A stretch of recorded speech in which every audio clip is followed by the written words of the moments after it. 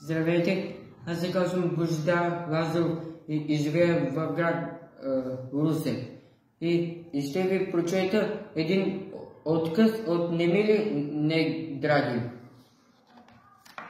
Нощта беше влажна и мрачна и брайлските улици пустееха студената декемврийска мъгла, която обикновено пада покрай бреговете на Дунава, се беше напластила в една от главните улици на града и задушаваше с отровния си дъх последните минувачи, които бързаха да се приберат у дома си.